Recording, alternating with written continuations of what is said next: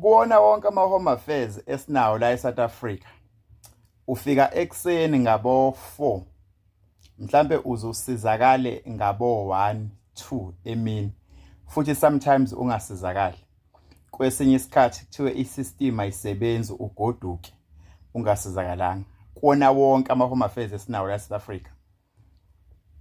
But izolo u-home affairs wa-South Africa kumthathe 2 hours ukuthi verify abantu abawu-457.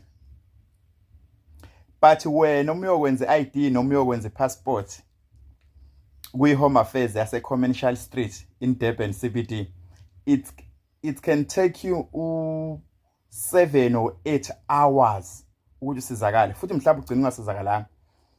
Uma uyokwenza i-ID noma uyokwenza i-passport e-home affairs yaseMngeni Road, kuyakuthatha mhlawumbe u-10 hours kuya ku-15 hours ungasizakalanga. I went to Pitoli last week, bengisepitoli.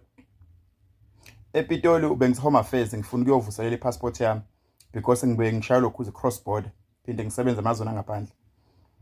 Epitoli mhlambe kwangithatha 3 to 5 hours ukuthi ngisizakale ngize ngenze i-passport yami because bengirenew. So lento uma ngizama ukuconnect ama-dot, no. Bosopolitiki kwesinye isikhathi nibovele ningakhulumi, ningasho lutho kubantu. Because abantu bawusebenzisa uGoogle, bosopolitiki. uGoogle abantu bawusebenzisa. You can't say in 2 hours ukwaze ukuseva abantu abawu-457. You can't. Njengamanje you can go and do a research. Ungaya kunoma iyiphi home affairs esinayo la eSouth Africa. Uzobona uma ufika home affairs kusuke kunabantu aba-less than 200. But i-staff sase-home affairs asikwazi ukubasiza sibaqede labo bantu aba-less than 200. How much more abantu uma sebe-457? Bese nina hulumeni nizothi niba-verifye in 2 hours. Kusho ukuthi phela kona wonke ama-home affairs akhona nisho ukuthi abasebenzi bakhona abafuni ukusebenza noma ba-useless. Because thina mase-home affairs, ufike home affairs mhlawumbe ngo-4 ekuseni, uzogoduke mhlawumbe ngabo-2, 3 ntambama. But le speed esingaka nina nikwazi ukuverify abantu abawu-457 in 2 hours, but you fail to service umphakathi osuse-home affairs ofika ngabo-5 ngabo-3 ekuseni, uzogoduka omunye wawo ungasizakalanga nophindisele emuva. But no man, guys, come on.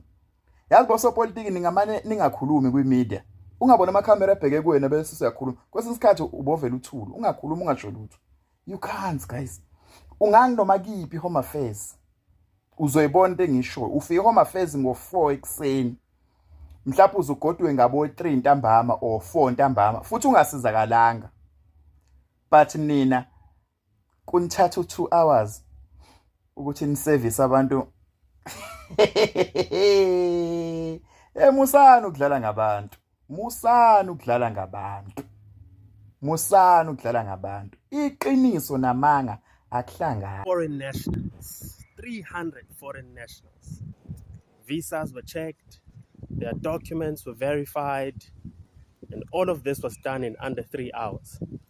But it takes you all day just to get a South African ID made.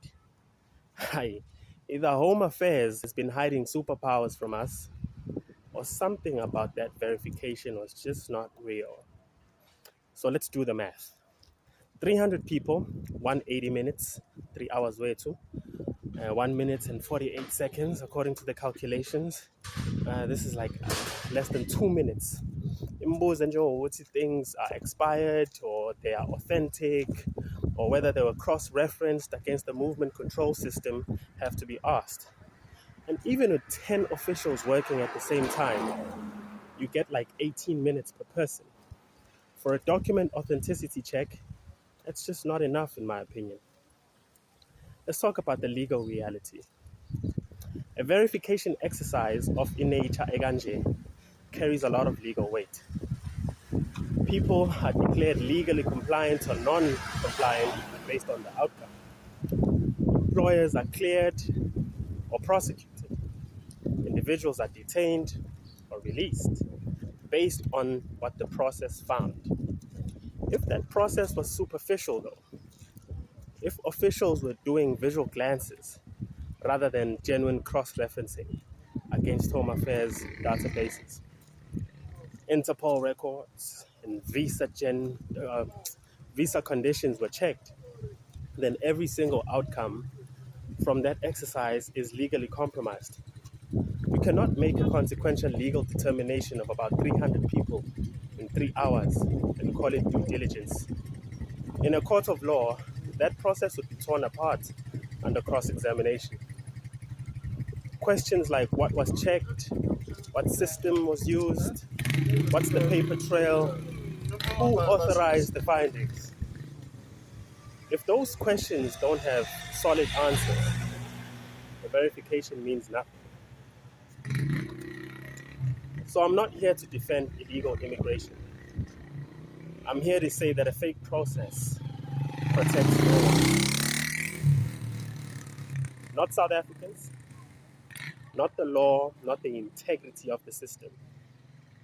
It damages.